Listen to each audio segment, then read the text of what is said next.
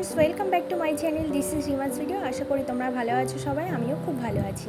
তো সকাল সকাল বাজারে গেছে বাবা, আর বাজার থেকে নিয়ে এসছে খাসির মাংস, আর এখানে পাবদা মাছ নিয়ে এসছে। আজ সকালে বাজারে গিয়ে এগুলো আনার কারণ হচ্ছে আজকে মামনি আর বাবা আমাকে নিতে আসবে, আর আমি শ্বশুরবাড়িতে চলে যাব বলে আমার যা যা জিনিস ছিল এখানে সেগুলো আমি কেচে দিয়েছিলাম ও বাড়িতে নিয়ে যাওয়ার জন্য। কালকে দিদা এসছে আমাদের বাড়িতে, আর যেহেতু মামনি বাবা আসবে তাই মা ফোন করে দিদাকে ডেকে নিয়েছে। এই দেখো, মা সকালের খাবারটা খেয়ে নেবে, তাছাড়া মোটামুটি আমরা সবাই সকালের খাবার খেয়ে নিয়েছি। এবার তাড়াতাড়ি করে গুছিয়ে নিয়ে রান্না করার পালা। এখানে মা বসে পড়েছে কাটাকুটি করতে, আর আমি একটু গেছিলাম বাইরের পরিবেশটা দেখতে। আমাদের বাগানে অনেকগুলো লেবু গাছ আছে, সেই লেবু গাছে প্রচুর লেবু ধরেছে এবার, তো সেগুলোই দেখতে গেছিলাম আর তোমাদের সাথেও একটু শেয়ার করলাম। টাটকা গাছের ফল বা যাই বলো না কেন, দেখতে কিন্তু খুবই ভালো লাগে। আমার তো তাই মনে হয়, তোমাদের কি মনে হয় অবশ্যই কমেন্টে জানিও।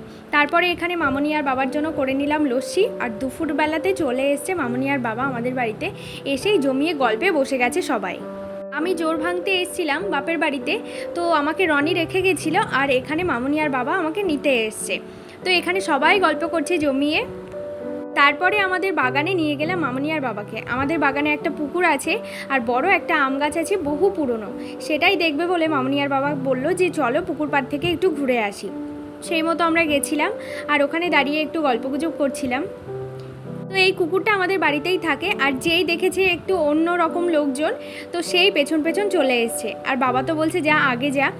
তারপর যাই হোক বাড়িতে চলে এলাম ঘুরে। এবার তো চলো এবার দেখাই বাড়িতে কি কি রান্না হয়েছে। এখানে হয়েছে টক ডাল, আর টক ডাল কিন্তু গরমে খেতে বেশ ভালোই লাগে। টক ডাল আছে, আমের চাটনি রয়েছে। টক ডাল আর আমের চাটনিটা কিন্তু আমার দিদাই রান্না করেছে, স্পেশালি চাটনি দিদা ভীষণই ভালো করে। তো তারপরে এখানে মা করেছে পাবদা মাছের ঝালটা আর খাসির মাংসটা। মা এখানে বসে পড়েছে সবার জন্য ভাত বেড়ে দেওয়ার জন্য, আর আমি ওইদিকে গুছিয়ে এসেছি যে সবাই মিলে একসাথে বসে খাবো বলে।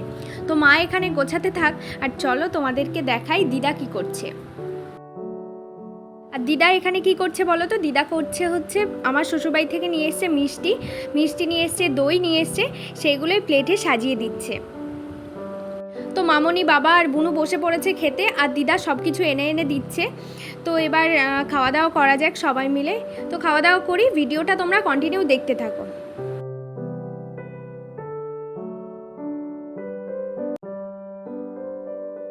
তারপরে দুপুরে একটু শুয়েছিলাম, আর তারপরে রেডি হয়ে নিয়েছি, যেহেতু আমাদের অটো চলে আসবে। তো রেডি হয়ে নিয়েছি শ্বশুরবাড়ি যাওয়ার জন্য, মনটাও বেশ খারাপ। তো এখানে মামনি আর বাবা রেডি হয়ে বসে আছে। মা একটু মামনি আর বাবার জন্য ফল কেটে দিয়েছে, সেগুলোই খাচ্ছিল। তো এবার বেরিয়ে পড়ার পালা। তারপরে আমি চলে গেছিলাম আমার মেজো জেঠুর ঘরের সামনে। যেহেতু আমি যৌথ পরিবারে বড় হয়েছি, তো প্রত্যেকে এক বাড়িতে থেকেছি, আনন্দ মজা, ভাই বোনরা সবাই একসাথে থেকেছি। আর এই যে বড় মাকে আর মেজো জেঠুকে প্রণাম করে নিলাম, মা বাবা সবাইকে প্রণাম করেছি, দিদা ছিল দিদাকেও প্রণাম করেছি। তো যাই হোক এবার বাড়ি যাওয়ার পালা। ভীষণই মনটা খারাপ, চোখে জল চলে এসেছিলো আমার। আর প্রত্যেকবারই এই হয়, মাকে ছেড়ে যেতে তো আমার খুবই কষ্ট হয়। মায়ের সাথে যেহেতু বন্ধুর মতো আমি মিশেছি, মায়ের জন্য মনটা বেশি আমার খারাপ হয়। তো কি করা যাবে, শ্বশুরবাড়ি তো যেতেই হবে। এই জায়গাটায় আমার ভয়েস দেওয়ার মতন কোনো ভাষা নেই। যাই হোক বোনকেও রেখে যেতে হয়, বোনের সাথেও সবসময় গণ্ডগোল মারপিট এগুলো লেগেই থাকতো, আবার ওকে ছাড়া আমি কিছুই বুঝতাম না। তো সব মিলিয়ে মিশিয়ে যাই হোক সব কিছুই, এই সময় কথা বলতে গিয়ে যেন আমার গলাটা বাঁধে। তো এবার যাচ্ছি গুটি গুটি পায়ে, আমাদের অটো চলে এসছে। বলো বলো, কি মনে হচ্ছে আপনারা আমার ওই দুই বোনই তো হয়েছি। একটা ঠাম্মা বলছিল আমার মামনিকে আর মাকে নাকি দুই বোনের মতন লাগে দেখতে। তো এই কথাটা অনেকেই বলেছে। যাই হোক রাস্তায় বেশ কাকিমা বৌদিরা দাঁড়িয়েছিল, সবাইকে টাটা করে চলে এলাম আমার গ্রামের শ্বশুরবাড়ির দিকে। তো আমার বাড়ি থেকে আমার গ্রামের শ্বশুরবাড়ি বেশি দূরে নয়। তো আজকের ভিডিওটা এই পর্যন্তই, নেক্সট কোনো ভিডিওতে দেখা হবে। ততক্ষণ ভালো থেকে সুস্থ থেকে টাটা।